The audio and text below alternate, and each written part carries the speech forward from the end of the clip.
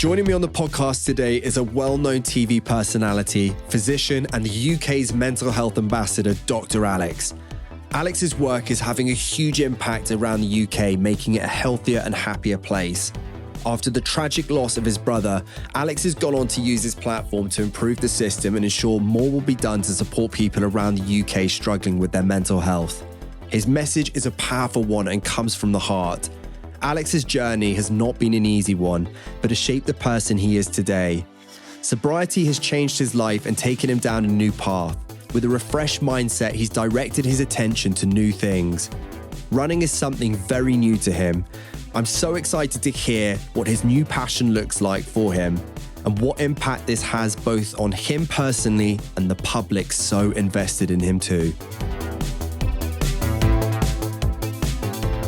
Brother, I'm so happy to have you on this podcast. It's great to be on the podcast. Honestly, do you know what? As a runner as well. As a runner. Well, I'm here as me, but I'm also doing running these days. Like running Alex, right? Yeah. Well, I just want to start off by saying, obviously we hung out recently and there is just such a different energy to you right now. Like this transition, I think, is incredible. I mean, you would, in my friendship group, we would call you a fiery biscuit. Fiery biscuit. A fiery biscuit. What does that mean? Well, I just like, it can mean many things, to be honest with you, but I just think you are a fiery biscuit. Like you're just walking sex on legs, basically. Walking sex on legs. I don't know about that, but I'll take that. So fiery biscuit's a good thing. Yeah, it's a massive compliment. Yeah, I just think there is. I've met you. I met you many years ago, but I think just when you walk into a room now, there just feels like there's a different energy to you. Thank you. I feel in a very different place to what I have been in the past. I think it's probably a lot better state of mental health, probably, I'd have thought. I think there's a lot of different things. I think I look back when I came off Love Island years ago and, I was a 26-year-old, lived in Fulham, it's not far away from where we're recording this, worked in Lewisham Hospital, had a chaotic job, but I actually loved my life, very settled. Like I'd worked all my life towards this thing. And then everything changed after that show and just went, you come out and it's like, it's just kind of crazy. And even though I had like a clear sense of direction of what I cared about, what I wanted to do, like I was like, well, I love health. I enjoy education. I've always loved education, as in like teaching others or teaching. When I was a fifth year med student, I'd teach the younger ones. And I was a junior doctor, I'd teach med students, all this kind of stuff. And I was like, I love this. This is what I love. It's still been chaos. I've just been on this mad roller coaster ever since. And sometimes have been the highest times that are like, it's hard to almost put into words how high the highs have been, but equally how low the lows have been.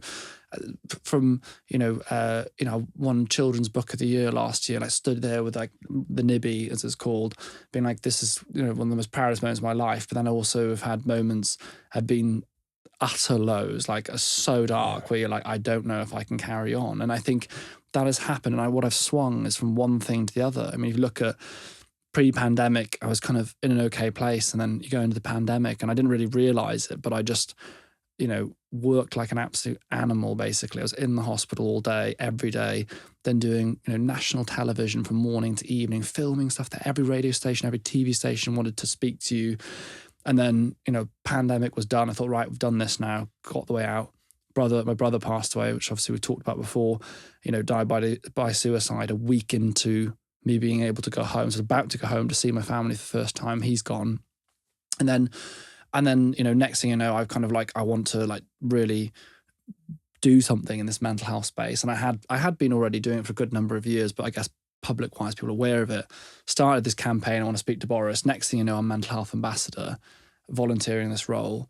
Wasn't actually what I was necessarily trying to achieve. I just wanted to like highlight some things that I clearly seen was issues.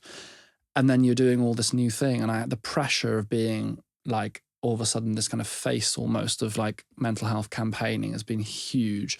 And I hadn't really realized that effect until about, the end of last year, end of 2022, I was like, I'm in a rubbish place. It affected my relationships, affected my friendships, affected my work life, my health. It's 20 plus stone.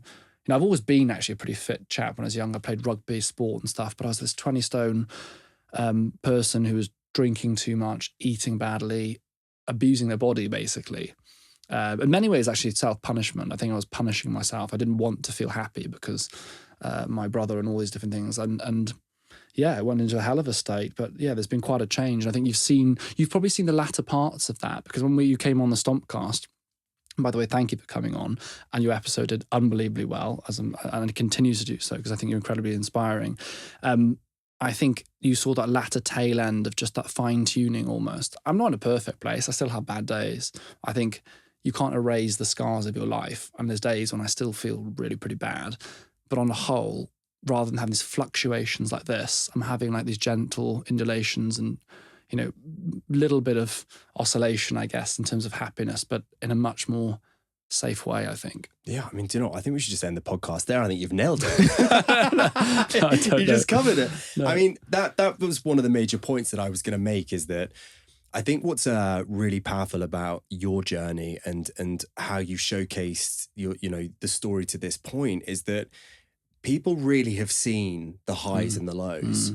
You know, and I think the transition it just makes it even more impactful, because I think actually people are being educated through some of the learnings that you've been through and how expressive you've been about it. Because I think that's one of the most challenging things for men specifically, is it's so hard to express ourselves, but you really do wear your heart on your sleeve and you own it. And I think that's a really powerful tool to have, and ultimately why I think it's made so much impact. For me, I think is just such testament to your character, is you touched on it there. You know, you went through so much in life, but in such a condensed period of time. Yeah. You know, I when I was doing some research on you a while back, you know, you had sepsis. You spoke about COVID, which for so many people was an unbelievably testing time, and then the tragic passing of your brother. Trying to process one of those things is challenging enough. Having to deal with the three of those relatively close to one another, I mean, how do you even do that? That for me in itself, I think is just remarkable. And actually for those people that are listening to this, because so many individuals will be going through their own journeys, I think it gets to the point where the weight just becomes so much. How do you manage to stay afloat? Well, I think I like the analogy that, you know, we all have a suitcase, if you like, that we carry along with us. And each experience you have, each thing that happens that you don't fully deal with, or it's a very heavy thing, you know, you get given this piece of clothing or this item and you're like, oh, I'm carrying this, or this bunch of papers. You go, well, I'll put it in the suitcase and I'll sort that out later. And you zip the suitcase and you carry on walking. And the more you fill up the suitcase, eventually the suitcase becomes really heavy. You're dragging the suitcase to the point where eventually even someone, you know, as strong as yourself will get to the point where I can't drag this suitcase anymore. And sometimes people let the suitcase drop. And I think often with my brother, he got to the point probably where the suitcase was so heavy, he let go. And he let the suitcase fall.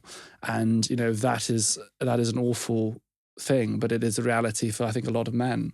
I think the problem is because what we need to do is stop. So stop trying to push through it and plow on. Stop, put the suitcase down, open it up, look what's inside your suitcase properly, take things out, fold them, discard the things we don't need to hold on to anymore, things that we don't need, deal with things, share some of these items out with other people and organize it. And then you find that actually if you do that every time the suitcase gets heavy, or ideally regularly, you can prevent getting to that stage when it's too heavy. And that can mean lots of things. That can mean therapy, that can mean talking to other people, that can mean your self-care.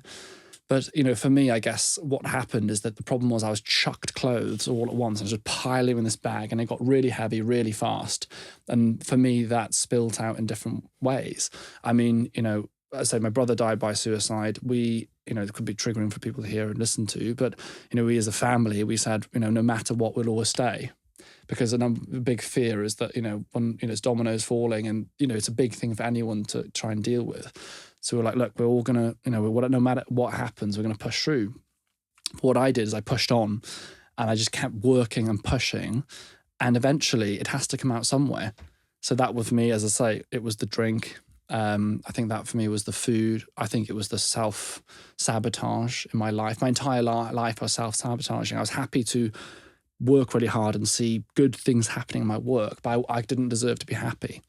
And that's because I felt that I failed my brother. You know, if you, as any older brother, I was 10 years older than him. He was 19 years old, going to med school. I'd placed in Southampton. I was, he looked up to me in a lot of ways. And I, a week before I was going to go home, I decided to stay in London. I was supposed to go home actually that week.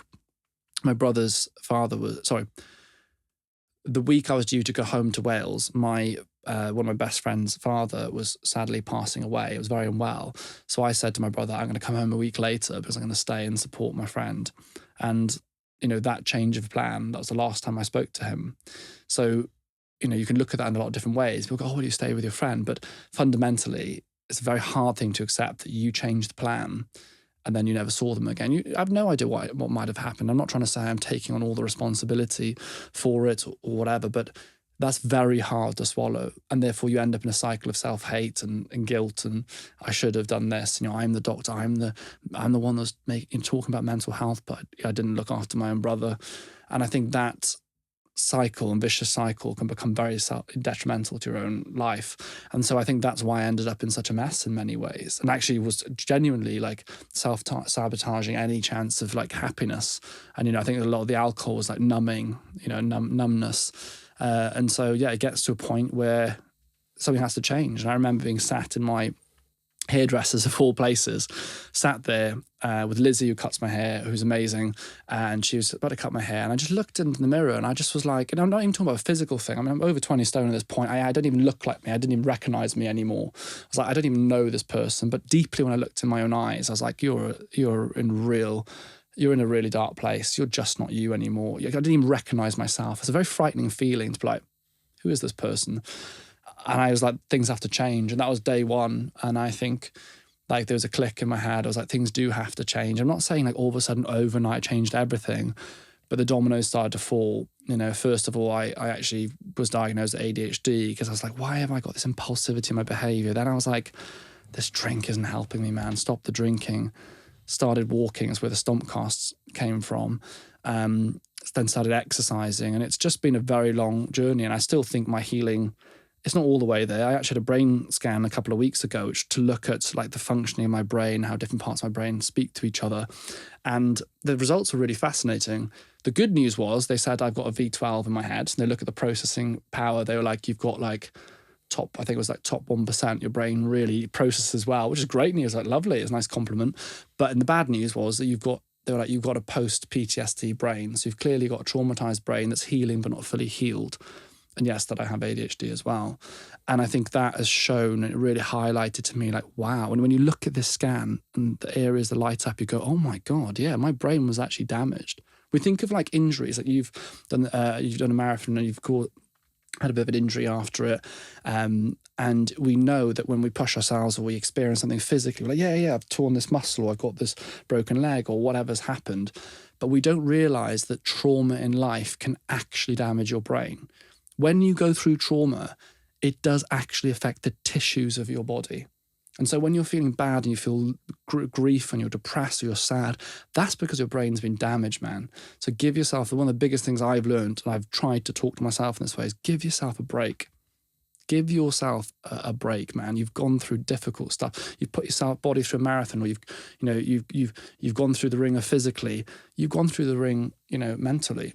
When you think about it, though, you've gone through those traumas, and I think it gets to the point where it becomes so overwhelming. You're finding everything possible to distract you. So by distracting yourself, you're not really giving yourself the time to process actually what it is that you're going through.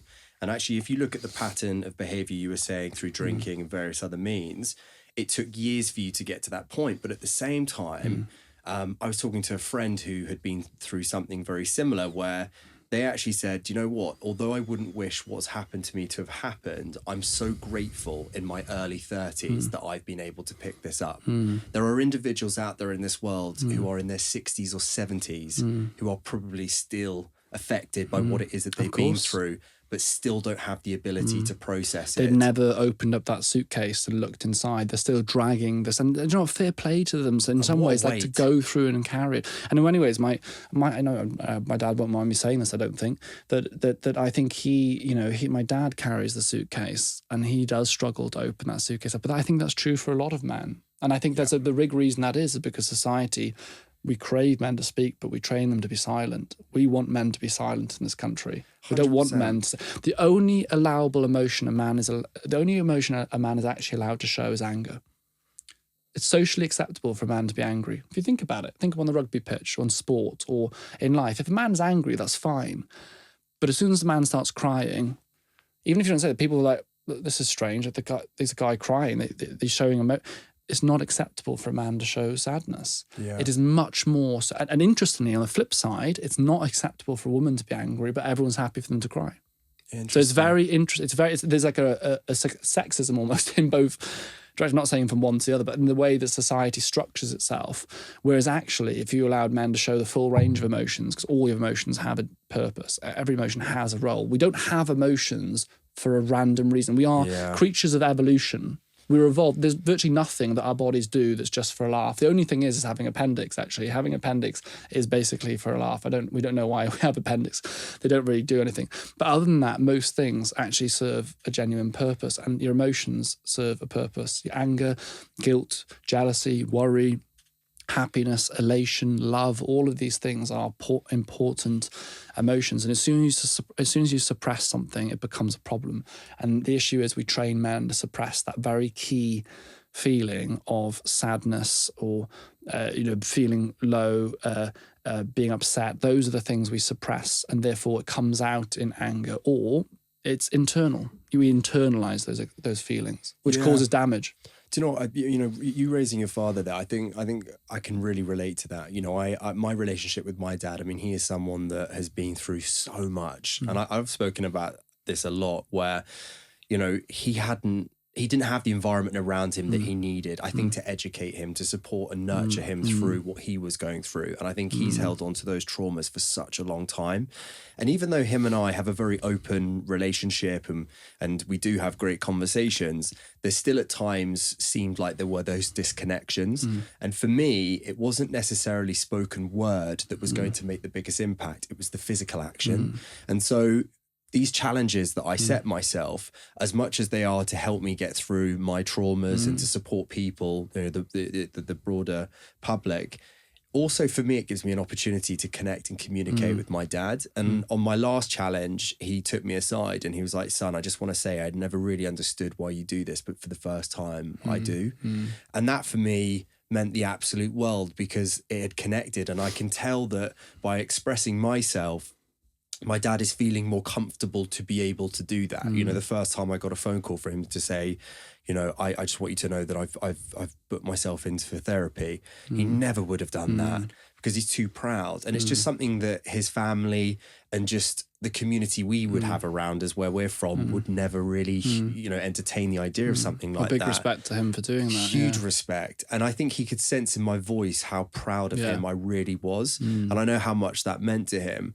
And I think that's what's so important about what it is that you are doing, is that when you're going through these tough times, not only are you expressing yourself through word, but the physical as well has been so important. Because I think there are so many people, like I said, who are going through something like this. And actually, most of us are going, what was that defining moment where I realized I needed to make a change? Or can I justify making a change? Do I deserve to do that? Or is this normality? Because most people, if they are surrounded by, I guess, a certain environment, which is just high intensity, it kind of gets to the point where that's probably all you're familiar with. So anything outside of that, I guess, would be completely alien, right? So I think just by listening to someone or a song or you see something, that can be the trigger. Have you found that with... I mean, we can obviously see the success of your work and what you are doing, but are people reaching out to you saying, what you have done has just changed my outlook on life and myself? Well, I mean, I am, thank you. And I'm very grateful to people who do it. And actually, for all the negative sides of social media, I've actually had some incredible support on socials. And I've had some messages that have many ways saved my life. I've had messages from people saying, whether it's like my book, The Mind Manual, or I actually had one this morning about the Stompcast where I just had a message saying like, look, I'm just going through hell right now, but like the Stompcast has given me hope. And like, I know it sounds ridiculous, but I do take a great deal of pride in what I do. And often when people say something, it's not about external validation, but it gives me purpose and meaning. It's like I'm doing something that has meaning and therefore the suffering's worthwhile. I know that sounds a very deep and dark thing, but when I've been in very dark places, and I have been, where I wish I kind of wasn't here, to be honest, the things that have got me through are those things where you think, oh, like there is purpose to the suffering, which sounds very deep, but it is true in many ways. And when it comes to my own experience and sharing it, what I try and do, and I hope I do, is that I try as best I can to show the good and the bad, the ugly, and the fact that we are ultimately all human. Like, people often say, like, Alex, what you're doing is great, and you're a role model, etc. And I'm very quick to say, like, I'm actually just a person. I'm a human being, and I believe, and I've got better in recent years, being like, I'm a good person. I do try my best. I'm very far from perfect. I make mistakes, and I've certainly done things I regret and things that are wrong. But I feel, on the whole, I am a good person. But what I try and show is that actually, we need to be a bit more compassionate to ourselves. That sometimes we do just get stuff wrong. Sometimes you make the wrong call or the wrong decision, or you'll do something you regret. And I think the main thing for me is that if you're getting up each day and you're trying to do your best, that is the important thing. You've got to be compassionate towards yourself. I think one of the challenges, I think, on socials now is this idea of perfectionism. It's not just about like body and body images. I think people feel that unless you're a good person and seen to be a really good person, then you're a bad person. But actually, we're just human beings. Even if you followed for someone for their entire life who's seen to be the most exemplary person around, they will have done bad things. I'm not saying terrible, I'm not going to heinous things here, but they've done things where they look back and think, gosh, I wish I hadn't done that. Or like, or I regret doing that. I shouldn't have said that to that person. How many times do you come away from a conversation where you say something daft or silly and think, oh gosh, I've just probably offended that person. I didn't mean to do that. It happens all the time. How many people are you offending here, Alex? I know, but it's often micro. I know, there's micro things, but it does, when you realise, I think we hold ourselves to such unrealistic standards of like what it is, like a really good person. I think being a good person is being able to be accountable for things that you've done wrong, to learn from your mistakes, to try your best to be a better person each day and a good person. If you can go out each day and go to bed at night and think, do you know what? I don't get everything right, but I've done my best. That's what matters. And I hope that's what I've done. Because at the alcohol, I wouldn't advocate to people to numb yourself with alcohol. I regret that I did that. But I hope that, people don't go, oh, well, he's a doctor, he's a bad person because he talks about mental health, but then he was drinking and struggling with that. I hope people look at it and see, the guy is doing his best. He's learned from those things, and I'm trying to share that so that other people can as well. I don't know if I'm making any sense, but it does. I think it's important to me. I don't want people to think, oh, Alex, I'm not a perfect person, man. I'm perfectly imperfect. And actually, I'm okay with that. This week's episode is sponsored by Runner. Runner is a personalized running coaching app helping runners of all abilities train for any goal. From a first 5K to a marathon, even an ultra marathon. When the time is right for you, your plan can be created within a minute and ready to go. With each plan, Runner provides all the help a runner requires, including strength and conditioning, and you can also reach out to the team at any time via the support tab inside the app. For a 2-week free trial on any personalized running plan, use the code PHOENIX. No matter your goal, Runner is there to help you achieve it. There's two things, though, that I would take from that. One, I think it takes emotional maturity for the person and for yourself, I think, to be in sync to even have that discussion, but also not to expect that of others. The reality is that certain individuals might not be at that point, maybe because they don't acknowledge their behavior or, again, they haven't learnt that from somebody else. And I think that probably is the issue with society right now, especially right now with cancel culture. There's a lot of projecting. People don't want to face internal accountability. I'm not talking about accountability in terms of social. I'm not talking about that at all. Like, your accountability is about what you look inside and know what you've done right and know what things. Okay, I made that mistake. Oh, I should have done that better. Or I should handle this differently. That's the internal accountability I'm talking about. It's being able to do that is so important. A lot of the time, the cancel culture, it's a reflection of like this inability of, I think, people sometimes to be able to actually look at their own actions in their own lives and look at things where they want to grow from or change. And therefore, you see it reflected. I'm not talking about kind of like crimes and heinous things. Like, there's lots of people like, gosh, yeah, that, I think we're agreeable on quite a lot of certain things. But I do think this allowance that there is a grey area of life where most people actually exist, where they are not, perfect. I say that's the thing. If I was to film someone for 24 hours a day for 6 months, they'd probably get cancelled for about 20 different things. That's the reality of it. Like, it's like, that's the reality of it, because you're not perfect. And I hate to tell you that, you are not perfect. But the good news is, neither is anyone else. Do your best each day, learn from things, and be compassionate. Because one of the biggest things I've had is I've been so hard on myself because I've always measured myself against being perfect. And because I've failed to be perfect, because it's impossible, I beat myself with that stick. And that's what one of the biggest problems has been over the year, because I wasn't happy with the fact that I was doing this, that, and the other. And yet, I let the ball slip with my brother, or I missed that one. Obviously, there's a big thing to have happened. But because that meant that I was like, wow, I really am so far from perfect. I actually am trying to be this thing that I cannot be.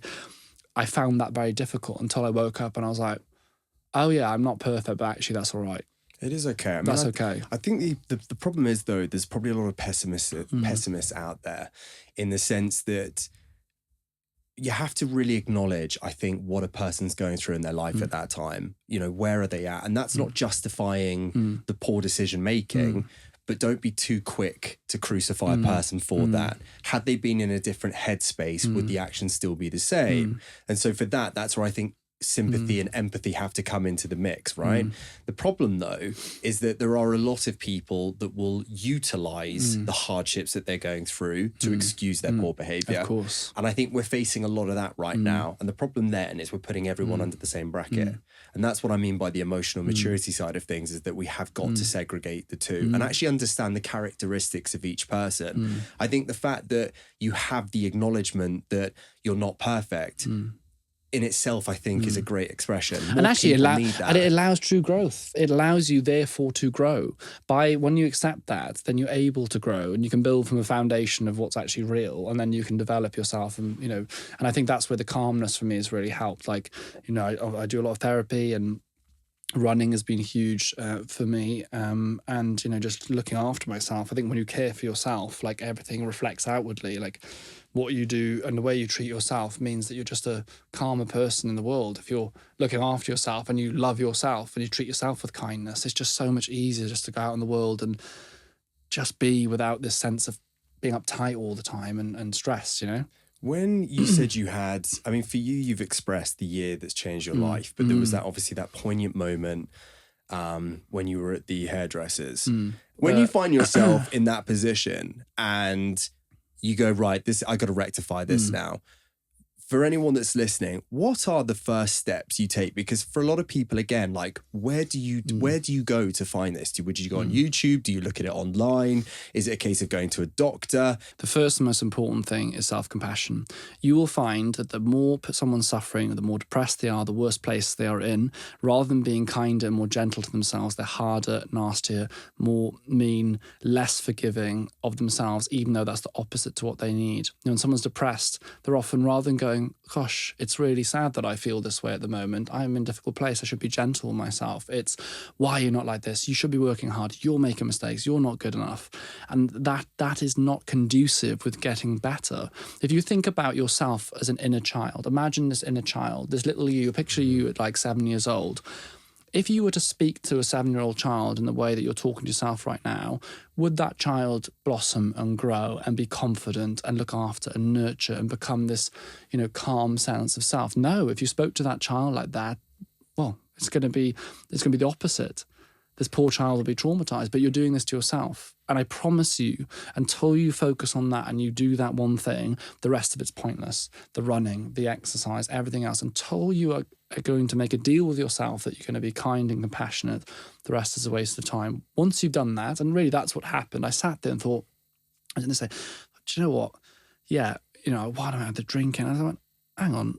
And for context, by the way, with the drink, when I come back to the context with the drinking, I was drinking 2 to 3 nights a week, and not at home, but out socially, and I've never suffered with addiction, which many people go, oh, hang on, that's quite normal, like in especially in cities like London, everyone's out socialising. But for me, those 2 to 3 nights of drinking, added with ADHD, in the context of why I was drinking, was the problem. When I was younger, I'd go and socialise, and drinking would be part of socialising. I was drinking to numb. And the why of a tool is very important, by the way. And that's why, for example, running can be brilliant for someone if they're using it as for the boost of the mood and the exercise. But if you're using running to beat yourself up and to punish yourself, or as part of anorexia, for example, then the same tool can be harmful. And that's a really important point to make. But back to that me being, in that moment, that the moment in the hairdressers, and then, the weeks that went afterwards, I think the important thing I did was I just accepted, at that point I said, you're not perfect, you've made mistakes, life is what it is, you've been through a difficult time, be compassionate. And when I started being compassionate to myself, all of a sudden I started making decisions that align with someone that cares for themselves. When you don't care and you hate yourself, everything you do will align with hating yourself. Drinking, eating rubbish, not exercise. Why would someone that hates themselves exercise? Exercising is a long-term thing you do for long-term gain, to look for long-term rewards and benefits for your health. Why would you do that if you hate yourself? Other than if you want to punish yourself, maybe. So what I did is I went, actually, I'm going to start, I feel, I'm going to be kind to myself. What would someone do if they were kind to themselves? They'd put good food in the body. They'd be kind. They'd feed their body well. They wouldn't put poison in. They'd sleep a bit more, because we need to be kind to this person. The brain needs rest. It's traumatized. Let's start exercising. And all of a sudden, everything else just starts spiraling. And I started with the walking. I started the Stompcast podcast, which I love. That was the key for so much of my life changes. I started the Stompcast podcast to help other people, but I think there's no person out there that's been part of the Stompcast that's benefited more than me in terms of my own health and things that's different in my life. It's been unbelievable. And then everything just kind of fell on from there. I started walking. Then I started, I kind of enjoy the walking. I started losing a bit of weight. I was like, I kind of want to start, I always loved the gym, start exercising. So I lifted weights. I was like, this feels good. And then it just went from there. I went to, I've always had a fear of going to gym classes. I went to my first proper, I've done a couple in my life, but always worried about, I always get, for some reason I always get really anxious. I have a fear of fainting in gym classes. So, which has never actually happened, but I came close once. And anyway, I went and did that. I went to Barry's, which for people, it's a boot camp that people go to. And I was like, I couldn't do the treadmill actually, because at that point, I was still 18 stone, and I just felt so self-conscious running on the treadmill that I did what they call double floor. So you do weights on the floor or the treadmill. I don't know if you've done that, you probably have at some point. But for those that haven't, it's weights on the floor and the treadmill, and you kind of do circuits between. And I just stayed on the floor and did weights because I felt so self-conscious. But as time went on, the weight dropped off. So, go on, I'll go and give the treadmill a go. And I went on it, and I could hardly run, on there. But the confidence I got each time, and eventually, and now I go along to Barry's. I smash in Barry's now. I go in there, and I'm pushing. I'm doing 12.5 miles an hour on my top sprints. I could never have imagined Alex being on there, being one of the quickest in the room, when I couldn't even face walking on the treadmill. I can hear your competition just listening. Yeah, to this right now, but it's with myself. I'm pretty sure I smoked him on the tread yesterday. People have definitely smoked. But to me, it's all about your competition. The only competition, how you're feeling. The only person that you're in competition with is yourself. And I'm so proud that I can do. I was like, I'm never going to be able to do that treadmill. And now I'm on there. There's so many people faster and fitter than me, but I feel good because I'm able to do it. And so, but the point is, it came from that first step of compassion. Yeah. And until you are compassionate with yourself, you will never truly invest in any of this stuff. Would you invest in a business that you hated? For example, if you hated the business, you're a co-owner of Runner. No. I've got involved as an ambassador with Runner. I think it's fantastic. I started Metal, a mental fitness app.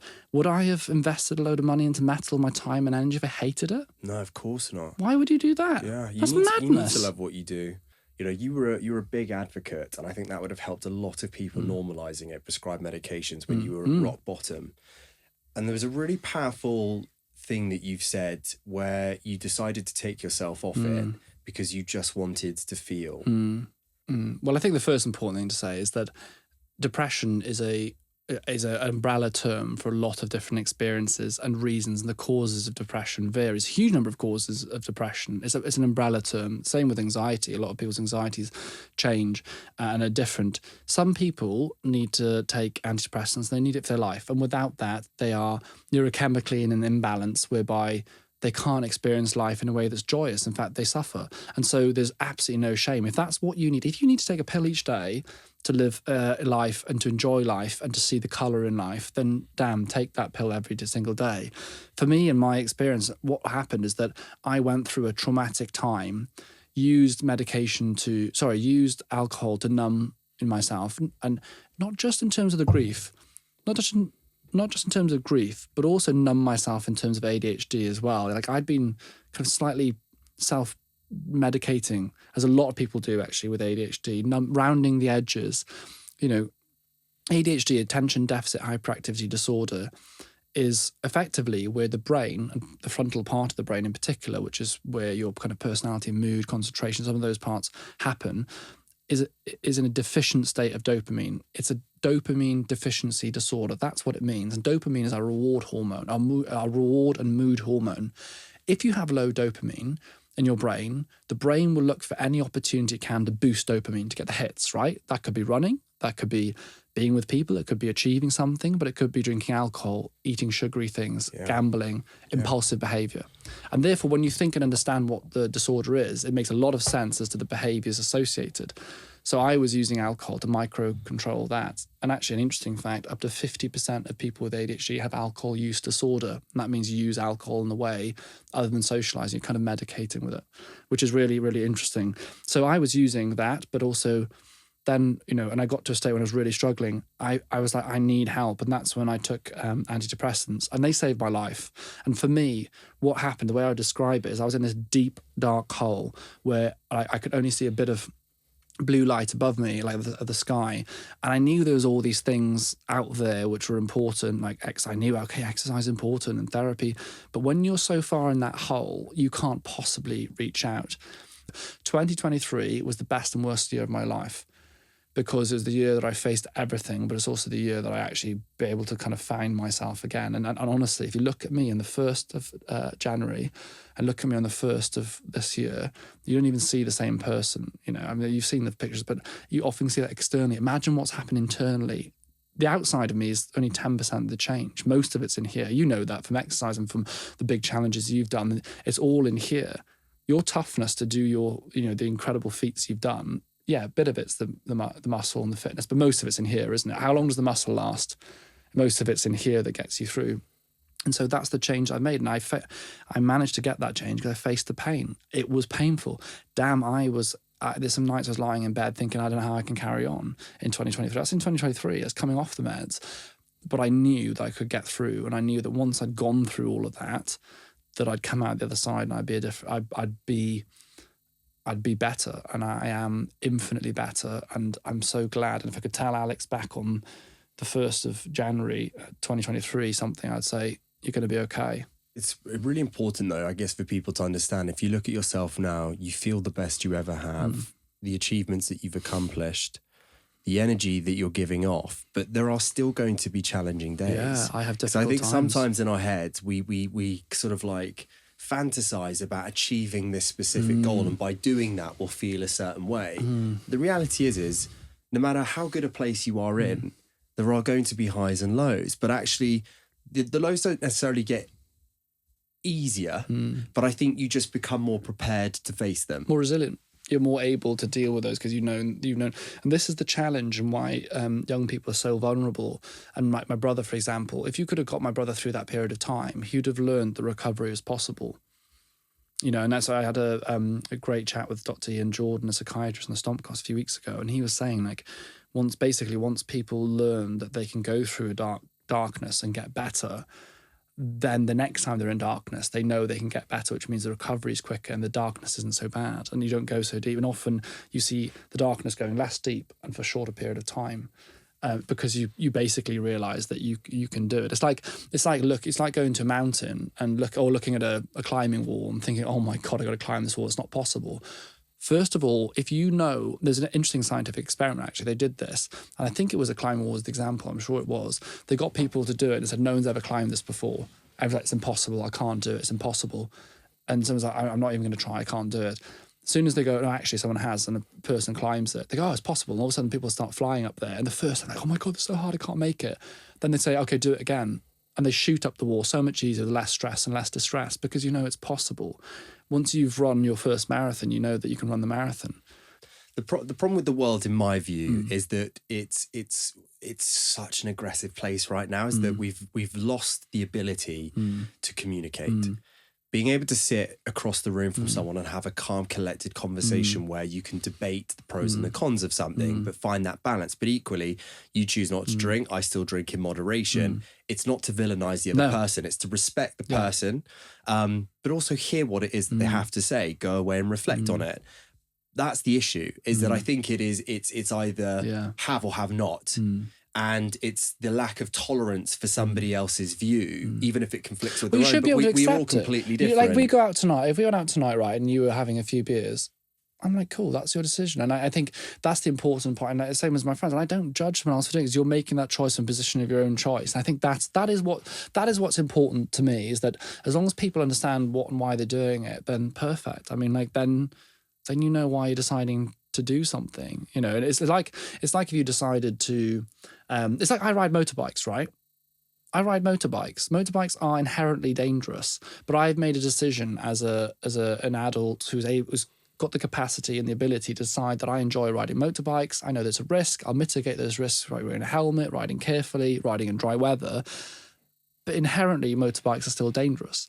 But I made the decision to do it. And you might think I don't agree that you're riding a motorbike is dangerous, but you'll probably go, I respect the fact you're an adult, you made your own decision. And that's how I feel about other people with alcohol. The problem is that everyone says motorbike riding is dangerous. Everyone goes on, oh God, riding a bike's dangerous. People you don't hear as much publicly said about the other side of alcohol. For me, I'd love to hear in a few words what running means to you. What does it mean to me? I think running is the best form of free therapy. It's literally, running is free therapy. It's like an instant way to like actually change your day. I read a quote that said, one run can change your day, many runs can change your life. And I think that is absolutely true. I think it's a fantastic way of putting it. It's just this ability to lift your mood, change your mindset, and feel freed from your struggles or troubles. I love it. And that runner's high, there's nothing like a runner's high, is there? You need to lift weights.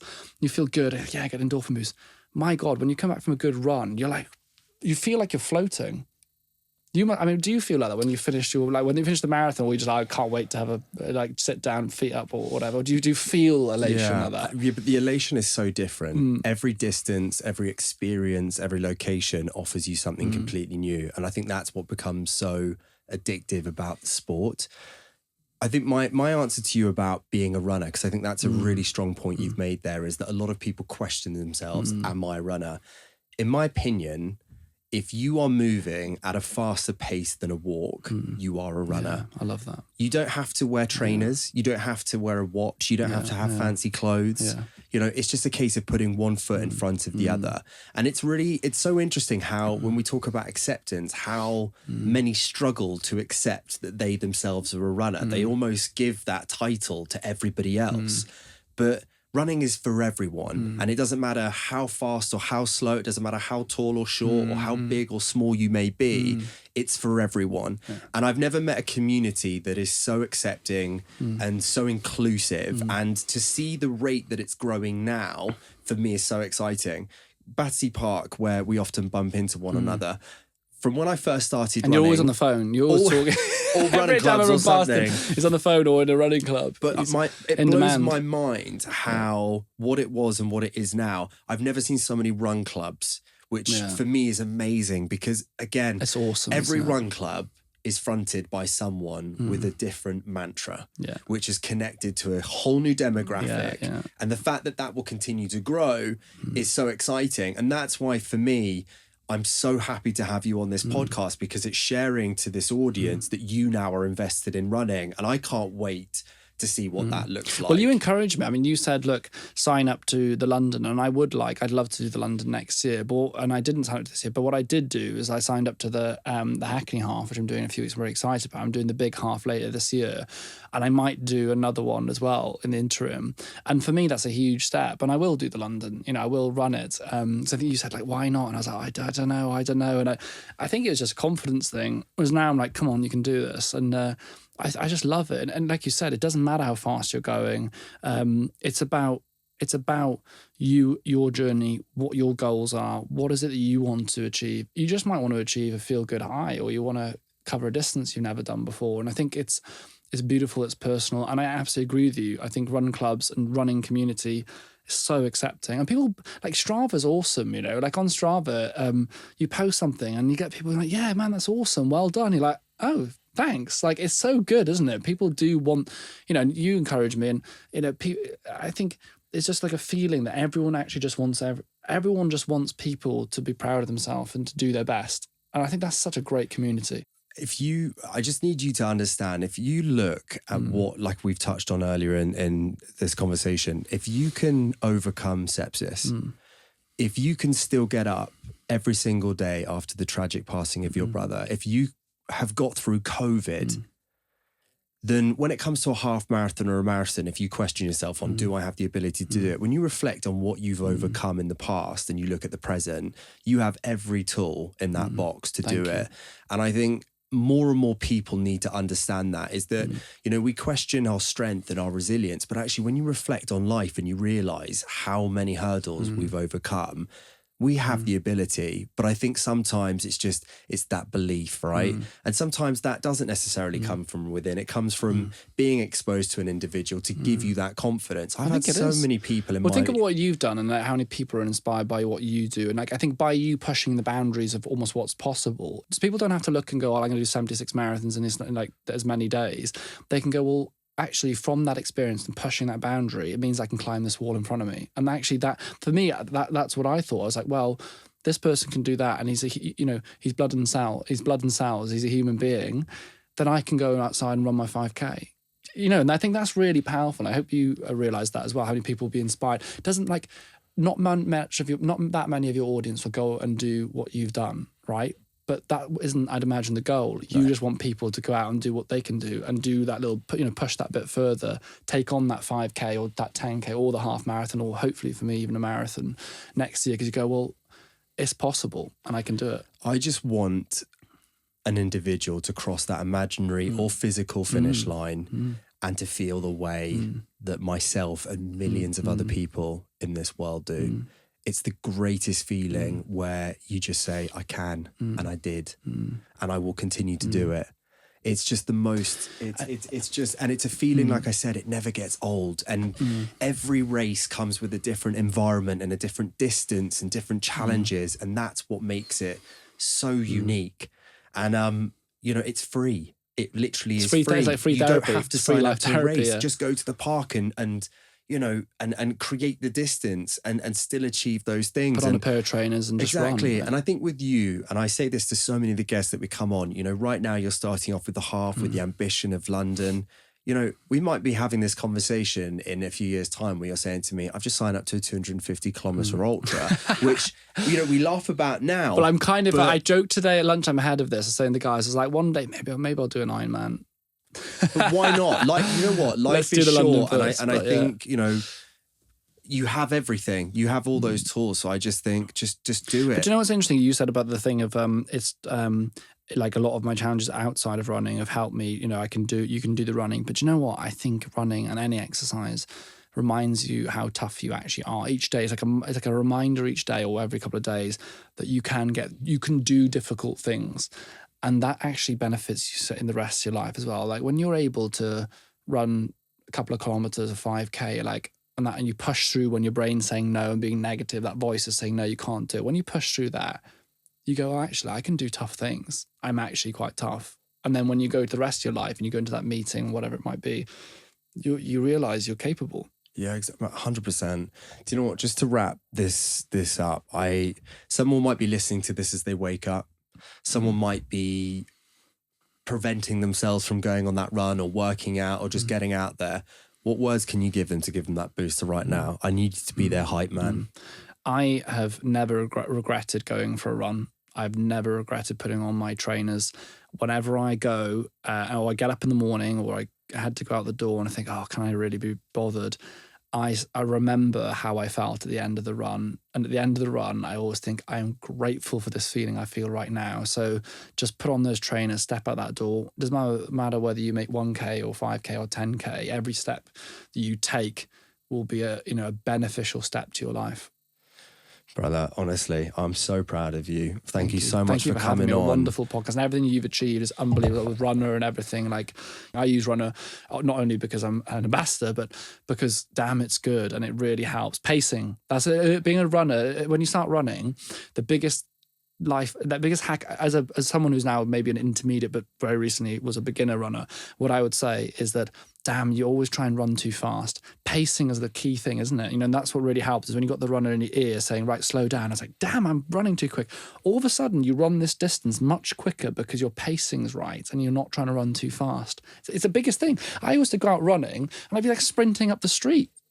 Anyone can sprint. One of those. Do you know what I mean? Only men do that. But then you realise how thing. Whenever I see a guy all out, I'm like, yeah, I know that guy. I was that guy once. Yeah, but you learn and you're like, oh damn, you do run slow to run fast. Listen, like I said, I just thank you so much for coming on. I'm proud of you. And Hackney Half, get ready to be absolutely sent. Gonna smash it. I love can't you, wait brother. for it. Well done, my man. Thank you for having me on the podcast. Thank you so much. And that's a wrap. If you enjoyed today's podcast, you fatted biscuit, all I ask of you in return is that you push that subscribe button and leave a review. Unless it's a bad one, you can keep that, you sausage. Your support, though, makes such a difference to this podcast and enables it to grow and connect with even more people around the world.